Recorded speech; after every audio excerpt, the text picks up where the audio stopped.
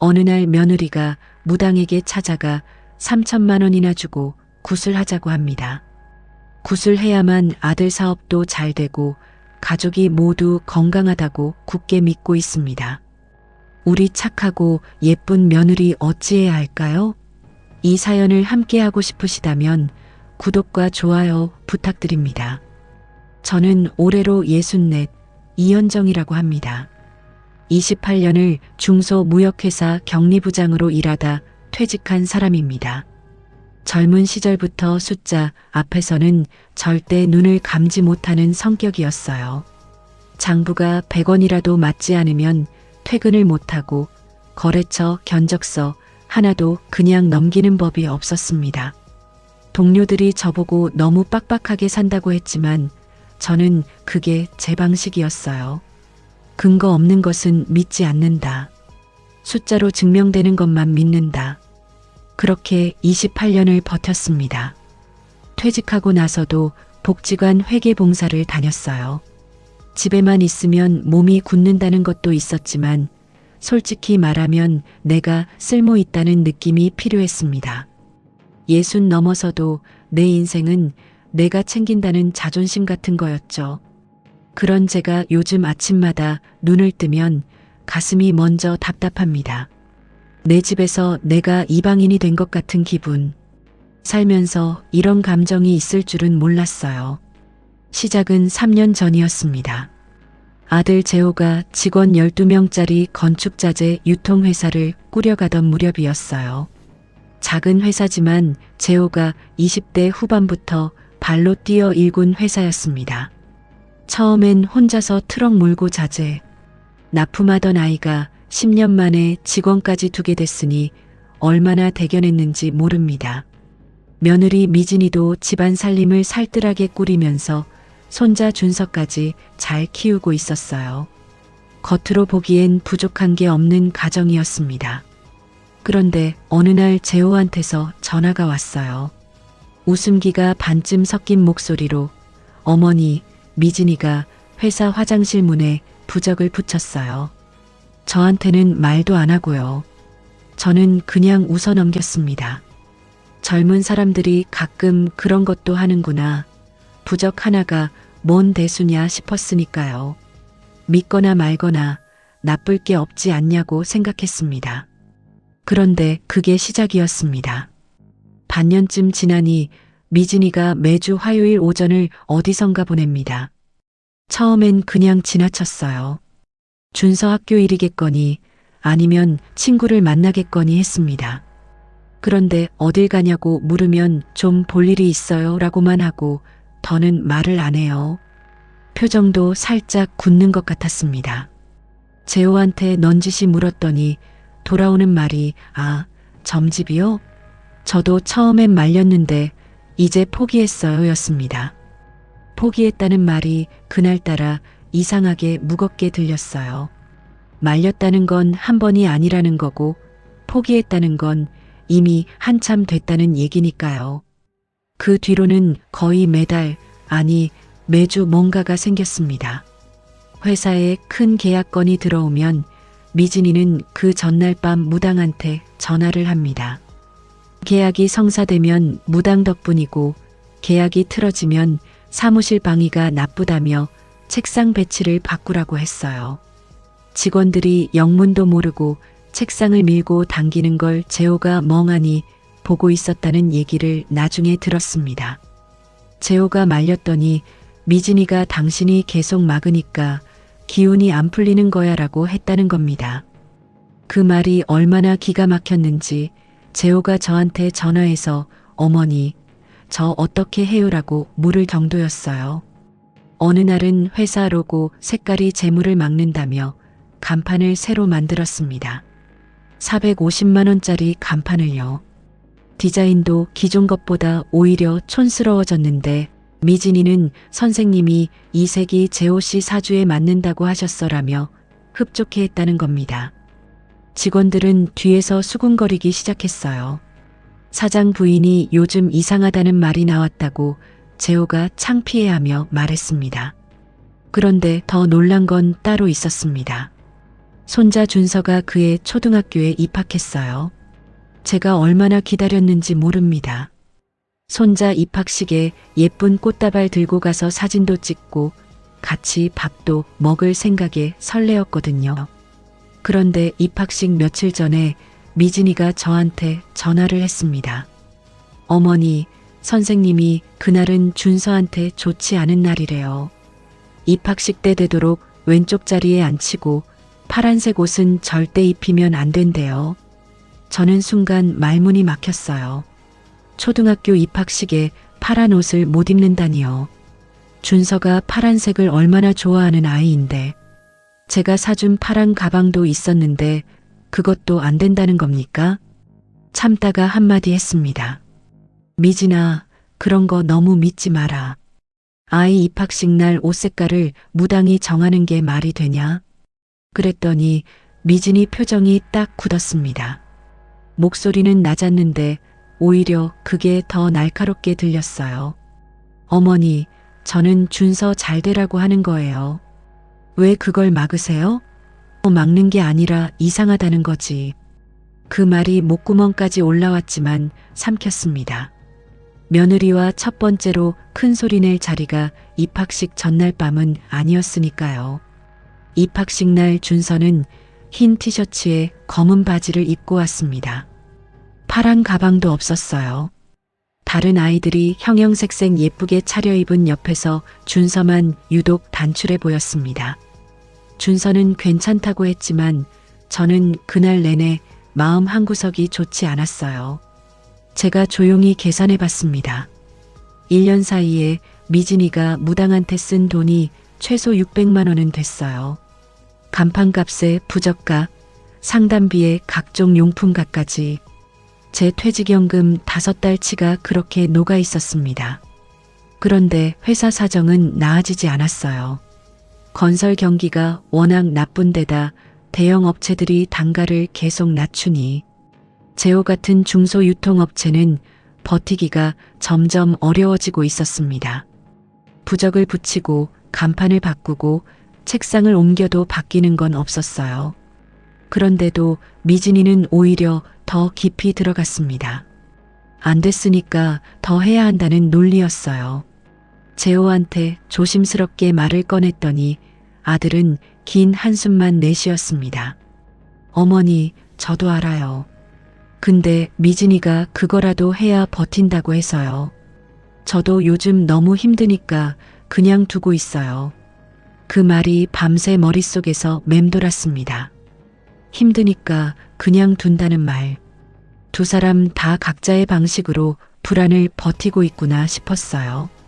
재호는 모른 척하는 것으로, 미진이는 무당한테 기대는 것으로, 저는 그날 처음으로 이 문제를 강 건너 불 보듯 할 수 없다는 걸 알았습니다.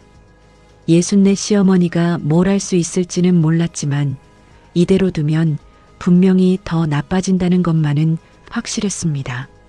작은 부적 하나로 시작된 것이 이미 600만 원이 됐습니다. 이게 어디서 멈출지 저는 그게 무서웠습니다. 혹시 주변에 이런 분 계세요?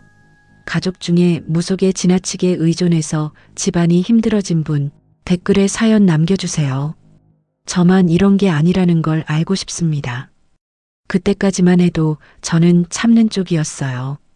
며느리 생활에 시어머니가 너무 깊이 들어가면 더 큰 갈등이 생긴다는 걸 30년 직장 생활과 인생 경험이 가르쳐줬습니다. 지켜보자.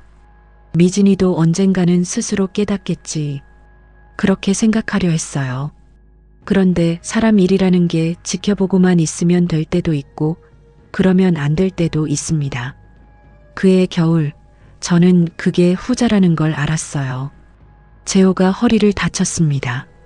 무거운 자재를 직접 옮기다 디스크가 터진 겁니다. 사장이 직접 짐을 나른다는 게 말이 되냐 싶겠지만 재호가 원래 그런 아이예요. 직원들 부리기 미안하다고, 자기가 할 수 있는 건 자기가 한다고. 그러다 결국 허리가 나가버렸습니다. 수술은 다행히 피했지만 2달 가까이 제대로 걷지도 못했어요. 물리치료 다니면서 집에서 쉬어야 하는데 회사가 걱정돼서 가만히 못 있는 겁니다. 누워 있으면서도 전화기를 놓지 못하고 직원들한테 문자를 보내고 그 모습이 얼마나 안쓰러웠는지 저는 병간호를 하러 아들 집에 며칠씩 머물렀습니다. 그때 미진이의 일상을 가까이서 처음 봤어요. 그 전까지는 방문할 때마다 짧게 보고 오는 정도였는데 며칠을 같이 지내니 보이는 게 달랐습니다. 충격이었어요. 재호가 쓰러졌다는 소식을 들은 날 미진이가 제일 먼저 한 일이 병원에 전화하는 게 아니었습니다. 무당한테 전화를 했어요. 제가 옆에서 들었는데 선생님, 남편이 허리를 다쳤는데 어떻게 해야 하나요라고 묻는 겁니다. 응급처치도 아니고 119도 아니고 보험 확인도 아닌 무당 전화가 먼저였어요. 통화를 마친 미진이가 저한테 와서 진지한 얼굴로 말했습니다. 어머니, 선생님이 재호 씨 병실 방향이 중요하다고 했어요. 머리를 반드시 북쪽으로 두어야 회복이 빠르대요. 저는 속에서 올라오는 한숨을 꾹 눌렀습니다. 디스크 파열은 방향이 아니라 안정과 소염제, 물리치료로 낫는 겁니다. 그런데 그게 시작이었어요. 재호가 먹는 약도 무당한테 물었습니다.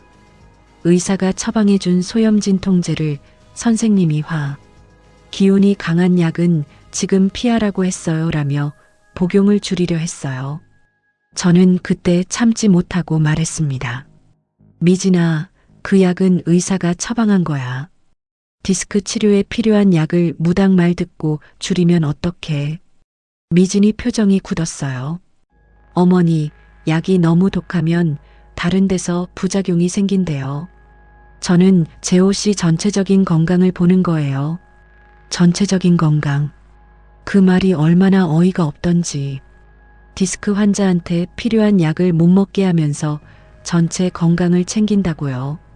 물리치료 병원을 고르는 것도 무당한테 물었습니다. 집 근처에 평판 좋은 정형외과가 있었는데 미진이가 선생님이 동쪽에 있는 병원이 재호 씨 방위에 맞는다고 했어요라며 더 멀고 시설도 별로인 다른 곳을 고집했어요. 재호는 아픈 몸으로 더 먼 병원까지 가야 했습니다. 저는 그날 미진이한테 단호하게 말했습니다. 미진아, 병원은 시설이랑 의사 실력으로 고르는 거야. 방위가 뭐가 중요해. 그랬더니 미진이가 물러서지 않았어요. 어머니는 안 믿으시니까 모르시는 거예요. 저는 재호 씨 회복을 위해서 할 수 있는 건 다 하고 싶어요.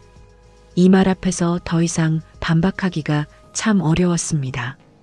재호를 위한다는 마음은 진심인 걸 알았으니까요. 다만 방법이 완전히 틀렸을 뿐이었습니다. 심지어 어느 날 제가 삼겹살을 사왔는데 미진이가 냉장고에서 꺼내지 말라고 했습니다. 선생님이 이번 주는 재호 씨가 돼지고기를 피해야 한다고 했어요. 저는 그 돼지고기를 들고 한참 서 있었습니다. 허리 다친 사람한테 단백질 보충이 얼마나 중요한지 20년 넘게 직장 건강검진 챙기며 살아온 제가 모르겠습니까? 그날 저는 아무 말 없이 고기를 다시 냉장고에 넣었습니다. 싸워서 될 일이 아니라는 걸 느꼈어요. 미진이한테는 이미 무당의 말이 의사 말보다 시어머니 말보다 위에 있었습니다. 준서 교육도 마찬가지였어요. 그의 준서가 태권도를 배우고 싶다고 했습니다. 친구들이 다니는 도장에 자기도 다니고 싶다고 몇 주 동안 조를 정도였어요. 저도 얼마나 찬성했는지 운동은 어릴 때 시켜야 한다고 했습니다. 그런데 미진이가 무당한테 물어봤더니 올해는 금속 기운이 강한 운동은 안 된다는 답이 돌아왔다는 겁니다. 태권도가 금속 기운이라니요. 저는 황당해서 그게 무슨 소리야. 태권도가 금속 기운이 어디 있어라고 했더니 미진이가 눈을 가늘게 뜨며 말했습니다. 어머니는 준서 미래에 책임질 수 있어요? 저는 책임 못 지니까 선생님한테 물어보는 거예요. 책임. 그 단어가 저한테 칼처럼 박혔습니다. 자식 키우는 책임을 무당한테 넘겼다는 게 당사자는 그게 얼마나 이상한 일인지 전혀 모르고 있다는 게 저를 가장 무겁게 짓눌렀습니다. 저는 그날 저녁 재호 옆에 앉아서 낮게 말했어요. 재호야, 미진이가 준서 교육도 무당한테 물어보고 있어. 이건 좀 심각한 것 같다. 재호는 천장을 보면서 말했습니다. 어머니, 저도 알아요. 근데 지금은 몸이 너무 아파서요. 몸이 아파서 아무 말도 못한다는 남편, 무당 말이라면 약도 밥도 아이 운동도 다 결정하는 며느리, 파란 옷도 못 입고 태권도도 못하는 손자. 그 집 저녁밥을 차리면서 저는 이게 우리 가족 맞나 싶었습니다. 퇴직 전에 제가 담당하던 거래처 중에 납품 사기를 당한 회사가 있었어요. 처음엔 아주 작은 수량 오차에서 시작됐는데 발견했을 때는 이미 수천만 원이 빠져나간 뒤였습니다. 그때 배운 게 있어요. 나쁜 것은 항상 천천히 아무도 모르게 들어온다는 것을, 그리고 알아챘을 때는 이미 깊이 들어와 있다는 것을. 미진이한테 무당이 들어온 것도 꼭 그랬습니다. 처음엔 부적 하나였는데 이젠 가족의 모든 결정을 무당이 하고 있었어요. 저는 이게 어디서 멈추는지 몰랐습니다. 그래서 더 무서웠습니다. 저는 미진이가 나쁜 사람이라고 생각한 적이 단 한 번도 없어요. 남편 회사가 흔들리고 허리까지 다치고 생활이 팍팍해지는 상황에서 자기 방식으로 가족을 지키려 한다는 건 알았습니다. 그 마음이 진심이라는 것도 알았어요. 다만 그 방법이 완전히 잘못된 방향을 향하고 있다는 게 문제였습니다. 진심으로 하는 행동이 오히려 가족을 더 깊은 구덩이로 밀어넣을 수 있다는 걸 미진이는 몰랐습니다. 작년 가을이었어요. 재호 회사 상황이 더 나빠졌습니다. 건설 경기 침체가 2년째 이어지면서 납품 대금을 제때 못 받는 거래처가 생겼어요. 거래처가 어려우면 납품업체도 같이 어려워집니다. 연쇄 반응이에요. 거기다 대형 건자재 업체들이 직접 소규모 건설사에 납품을 시작하면서 재호 같은 중간 유통업체의 설 자리가 점점 좁아지고 있었습니다. 결국 재호는 직원 2명을 내보낼 수밖에 없었어요. 처음 채용한 직원들이었는데 그 미안함에 재호가 며칠을 잠을 못 잤다고 했습니다. 재호 얼굴에서 웃음이 사라진 지 꽤 됐어요. 허리도 완전히 낫지 않은 채로 새벽에 나가 밤늦게 들어오는 날이 계속됐습니다.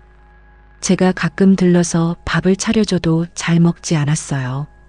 그 모습을 보는 게 저도 힘들었습니다.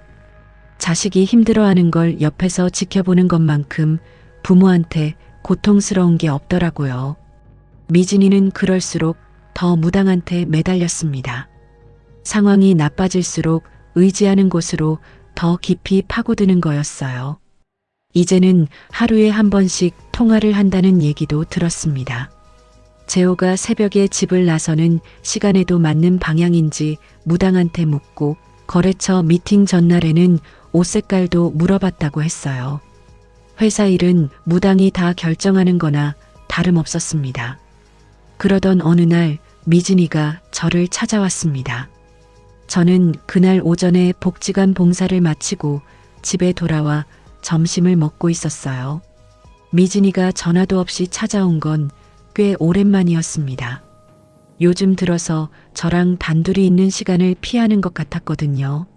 제가 무당 얘기만 나오면 뭔가를 말하니까 미진이도 그게 부담스러웠겠지요. 그런데 그날은 달랐어요. 식탁에 마주 앉더니 가방에서 봉투 하나를 꺼냈습니다. 어머니, 드릴 말씀이 있어요. 봉투 안에는 손으로 빼곡히 쓴 종이가 있었어요. 굿 종류, 날짜, 장소, 준비물 목록, 그리고 맨 아래의 금액. 거기 적힌 숫자를 보는 순간 제 손이 저도 모르게 떨렸습니다. 3천만 원. 미진이는 차분했어요. 오히려 그 차분함이 더 무서웠습니다. 흥분하거나 애원하는 게 아니었어요. 마치 오래 준비한 발표를 하듯 차분하게 말했습니다. 어머니, 이번에 큰 굿을 한번 해야 해요. 선생님이 그러시는데 지금 재호 씨 회사 기운이 완전히 막혀 있대요. 이걸 못 풀면 앞으로 3년은 더 어렵고 재호 씨 건강도 계속 좋아지기 힘들 거래요. 준서도 학교에서 자꾸 친구 관계가 안 풀리는 게 다 집안 기운 때문이래요. 선생님, 또 그 말이었습니다. 그리고 이번엔 남편 건강에 손자 친구 관계까지 전부 이 굿 하나로 해결된다는 겁니다. 저는 천천히 물었습니다. 3천만 원을 어디서 낼 거야? 재호 씨 몰래 제가 신용대출을 받을 거예요. 재호 씨가 알면 반대할 게 뻔하니까요. 어머니도 조금만 보태주시면 안 돼요? 눈앞이 아득했습니다. 회사 자금이 빠듯해서 직원도 내보낸 판에 거기다 3천만 원짜리 빚을 가정에 올리겠다는 겁니다. 그것도 아들 몰래. 저는 그날 처음으로 제 목소리를 높였습니다. 미진아, 정신 차려. 그 돈이면 직원 월급 3달치야. 밀린 거래처 대금 일부라도 해결하고 회사 운영 자금으로 쓰면 훨씬 낫지. 굿 한 번으로 사업이 된다면 이 나라에 망한 회사가 어디 있겠어. 열심히 하는 사람들이 왜 힘들겠어. 미진이 눈빛이 달라졌습니다. 처음엔 제 말을 듣는 것 같더니 결국 입을 열었어요. 어머니는 믿음이 없으시잖아요. 안 믿는 분한테 설명해도 소용없어요. 그리고 어머니는 제 남편이 힘든 게 얼마나 힘든지 모르세요. 저는 뭐라도 해야 해요. 그 말은 저를 찌르려는 게 아니라 진심인 것 같았습니다. 그래서 더 마음이 아팠어요. 믿음이 없는 게 아니야. 3천만 원짜리 믿음을 사라는 게 이상하다는 거야. 재호가 힘든 거 나도 알아. 나도 걱정된다고. 근데 그 방법이 맞냐는 거야. 미진이는 조용히 일어났습니다. 선생님이 그러셨어요. 가족 중에 반대하는 사람이 있으면 굿 효과가 반감된다고. 어머니가 막으시면 저도 어쩔 수 없어요. 그 말을 끝으로 방으로 들어가 버렸어요. 저는 식탁에 혼자 앉아 그 봉투를 한참 들여다봤습니다. 3천만 원 견적서에는 굿 종류와 날짜, 재물 목록까지 빼곡히 적혀 있었어요. 얼마나 오래, 얼마나 치밀하게 준비된 것인지 느껴졌습니다. 충동이 아니었어요. 미진이가 오랫동안 마음속에 품어온 계획이었습니다. 그날 밤 저는 잠을 거의 못 잤어요. 말로는 안 된다는 걸 알았습니다. 미진이는 이미 제 말을 들을 귀가 닫혀 있었어요. 그렇다면 다른 방법을 찾아야 했습니다. 64 시어머니가 할 수 있는 다른 방법을. 3천만 원 얘기를 들은 이튿날 저는 재호한테 말했습니다. 부부 사이를 제가 헤집는 꼴이 될 수도 있다는 걸 알았지만 이미 2천만 원이 빠져나간 상황에서 더 이상 지켜볼 수가 없었어요. 재호는 알아야 했습니다. 재호 얼굴이 처음엔 멍했다가 그 다음엔 천천히 창백해졌습니다. 2천만 원이 이미 빠져나간 것도 나머지 1,000만 원을 저한테 받으려 했다는 것도 아들은 전부 몰랐어요. 함께 사는 아내가 2천만 원짜리 신용대출을 받았는데 남편은 모르고 있었다는 게 더 충격이었습니다. 그만큼 미진이가 치밀하게 숨겼다는 거고 재호가 그만큼 지쳐서 집안 살림을 제대로 챙기지 못하고 있었다는 거겠지요. 둘 다 안쓰러웠습니다. 그날 밤 부부 사이에 큰 싸움이 있었던 모양이에요. 다음 날 아침 재호가 저한테 왔는데 눈이 빨개져 있었습니다. 어머니, 미진이가 이미 2천만 원을 무당한테 줬대요. 그리고 나머지 1,000만 원은 카드 돌려막기로 만들려고 했다는 거예요. 재호가 목소리를 가다듬으려 했지만 잘 안 됐습니다. 저는 진짜 몰랐어요. 어떻게 그걸 혼자서. 재호 눈에서 눈물이 나오려는 걸 억지로 참는 게 보였어요. 저는 재호 손을 잡았습니다. 그리고 말했어요. 재호야, 지금 미진이 탓만 하면 안 된다. 미진이가 이렇게까지 된 건 그만큼 불안했기 때문이야. 회사 걱정, 내 건강 걱정, 준서 걱정. 그 불안을 내가 옆에서 같이 안아줬어야 했는데 둘 다 각자의 방식으로 혼자 버텨왔던 거잖아. 재호가 고개를 숙였습니다. 저도 더 할 말이 있었지만 거기서 멈췄어요. 아들이 지금 충분히 무너져 있는데 엄마가 거기다 한마디 더 얹을 때가 아니었습니다. 미진이는 그날 이후 저를 완전히 피했습니다. 제가 거실에 나오면 방으로 들어가고 밥도 따로 챙겨 먹었어요. 어느 날은 제가 초인종을 눌렀더니 미진이가 문을 열어주지 않았습니다. 문자로 어머니, 지금 준서 데리러 나가야 해서요라고 왔는데 저는 그 자리에 한참 서 있었어요. 가장 가슴 아팠던 건 며칠 뒤에 재호한테 들은 말이었습니다. 미진이가 준서한테 할머니가 오시면 바로 방에 들어와라고 일러뒀다는 거예요. 손자까지 사이에 끼웠다는 게. 준서가 저를 좋아하는 거 아는데 준서가 얼마나 혼란스럽겠냐는 생각에 가슴이 아팠습니다. 저는 그 며칠 동안 다른 일을 했어요. 미진이가 다니는 무당 이름을 흘깃 본 기억을 더듬어서 인터넷을 뒤졌습니다. 격리부장으로 일하면서 익힌 게 있다면 자료를 찾는 방법과 숫자 뒤에 숨어 있는 진실을 읽는 능력이에요. 관련 카페, 블로그, 지역 커뮤니티를 다 뒤졌습니다. 처음엔 좋은 후기들이 많이 나왔어요. 용하다, 상담이 정확하다, 굿하고 나서 잘 됐다는 글들. 그런데 그 사이사이에 아주 조그맣게 달린 글들이 있었어요. 굿하고 나서 오히려 더 망했다. 한 번으로 끝나지 않고 계속 더 큰 굿이 필요하다고 해서 돈을 쏟아부었다. 처음에 든 돈이 전 재산의 절반이 됐다. 비슷한 패턴이었어요. 불안한 사람한테 더 큰 것이 필요하다고 말하면서 계속해서 돈을 받아내는 구조. 거기다 더 결정적인 걸 찾았습니다. 비슷한 이름과 활동 지역으로 피해 사례가 신고된 기록이 있었어요. 무속인 사칭 사기로 수십 명에게 수억 원을 편취했다는 기사 2건. 이름과 활동 지역이 미진이가 다니는 무당과 겹쳤습니다. 저는 직접 가기로 했어요. 재호가 말렸습니다. 어머니, 혼자 가시면 위험해요. 제가 같이 갈게요. 저는 뿌리쳤어요. 아니다. 나 혼자 가야 해. 내가 가면 감정이 앞설 수 있어. 나는 따질 말이 정해져 있어. 솔직히 말하면 저도 무서웠습니다.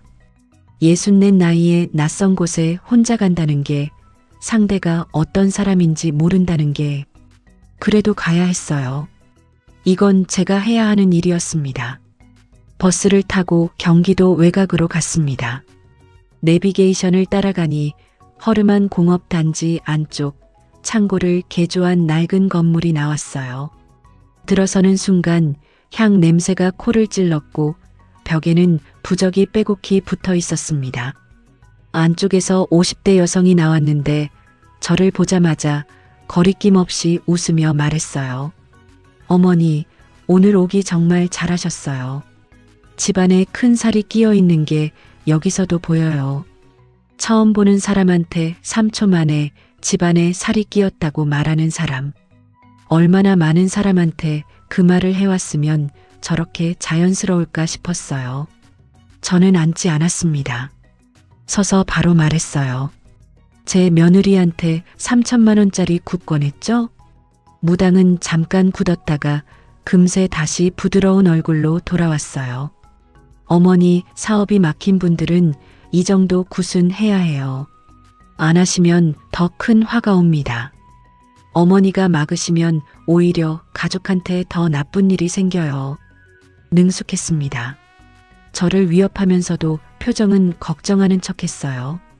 얼마나 많은 사람한테 같은 말을 해봤으면 저렇게 자연스러울까? 저는 흔들리지 않았습니다. 가방에서 미리 뽑아온 종이를 꺼냈어요. 경찰청 무속인 사기 피해 신고 안내문, 그리고 비슷한 수법으로 수십 명에게 수억 원을 편취한 혐의로 조사를 받았다는 기사 2건. 활동 이름과 지역이 눈앞에 이 여자와 겹쳤습니다. 그 종이를 탁자 위에 천천히 올려놓았어요. 저는 28년 동안 숫자로 사기꾼 잡는 일을 했어요. 당신 수법 다 보입니다. 무당 얼굴에서 처음으로 뭔가가 흔들렸어요. 그래도 쉽게 물러서지 않았습니다. 어머니, 그 기사가 저랑 무슨 상관이에요? 억울하게 오해받는 분들이 얼마나 많은지 아세요? 저는 진짜로 도움을 드리는 거예요. 저는 핸드폰을 꺼내 들었어요. 저 지금 이 대화 전부 녹음하고 있어요. 제 며느리가 이미 2천만 원을 드린 것, 계약 무효각서 써주시면 오늘 여기서 끝냅니다. 안 쓰시면 오늘 저녁에 경찰서 갑니다. 목소리가 조금 떨렸어요. 솔직히 무서웠습니다. 그래도 손은 떨지 않으려고 꽉 쥐었어요. 무당은 한동안 저를 바라봤습니다. 뭔가를 재는 것 같았어요. 이 사람이 진짜로 신고할 사람인지 아닌지를. 저는 눈을 피하지 않았습니다. 그러자 무당이 길게 한숨을 쉬더니 서랍에서 종이를 꺼냈어요. 돌아오는 버스 안에서 각서를 손에 꼭 쥔 채로 한참을 멍하니 있었습니다. 안도감보다 허탈함이 더 컸어요. 다 됐다는 느낌보다 이게 진짜 끝인지 모르겠다는 불안함이. 2천만 원을 돌려받을 수 있을지는 여전히 모르겠습니다. 세상 일이 내 뜻대로 다 되지는 않으니까요. 하지만 적어도 3천만 원짜리 굿은 막았습니다. 그것만으로도 오늘은 충분했습니다. 미진이한테 말한 건 이틀 뒤였어요. 재호와 셋이서 식탁에 앉았습니다. 미진이는 처음엔 화를 냈어요. 왜 자기 일에 끼어들었냐고, 선생님을 왜 그렇게 몰아붙였냐고, 이제 굿도 못하게 됐다고. 저는 끊지 않고 다 들었습니다. 미진이가 말을 다 쏟아낸 뒤에 핸드폰을 꺼내서 녹음 파일을 틀었어요. 저를 처음 보는 순간 3초 만에 집안에 살이 끼었다고 말하는 그 목소리를. 미진이가 멈췄습니다. 재호가 낮은 목소리로 말했어요. 미진아, 어머니 처음 보는데도 똑같은 말 하잖아. 긴 침묵이 흘렀습니다. 미진이가 식탁 위에 손을 올려놓은 채 한참 가만히 있다가 낮게 물었어요. 어머니, 저 왜 이렇게 됐을까요? 저는 솔직하게 말했습니다. 무서웠던 거라고. 회사가 흔들리고 남편 몸이 안 좋고 아이 교육도 걱정되고 사방이 불안한데 기댈 데가 없으니까 확실하게 된다고 말해주는 사람한테 마음이 간 거라고. 그 심정은 이해한다고. 저도 재호가 어릴 때 너무 힘든 시절이 있었는데 그때 누가 된다고 해줬으면 저도 뭐든 했을 것 같다고. 다만 그 사람이 진짜 답을 줄 수 있는 사람인지를 먼저 봤어야 했다고. 현실에서 답은 현실에서 찾아야 한다고. 미진이가 울었습니다. 저도 울었어요. 재호도 고개를 숙였습니다. 준서가 영문도 모르고 와서 셋 사이에 끼어 앉았어요. 울다가 그 모습에 피식 웃음이 나왔습니다. 우는데 웃기는 상황이 또 있더라고요. 그 뒤로 재호가 달라졌어요. 아내가 그렇게 무너지도록 옆에서 아무것도 못해줬다는 자책이 컸던 모양입니다. 온라인 견적 플랫폼에 직접 등록하고 오래된 거래처에 먼저 연락을 돌렸어요. 허리 치료도 제대로 다시 시작했습니다. 퇴근 후에 준서와 함께 시간을 보내는 날도 늘었어요. 석 달 뒤에 작은 아파트 단지 자재 납품 계약 하나가 들어왔습니다. 크지는 않았지만 재호 목소리가 오랜만에 밝았어요. 어머니, 됐어요. 라는 그 한마디가 얼마나 듣고 싶었는지. 미진이는 준서 태권도를 등록해줬습니다.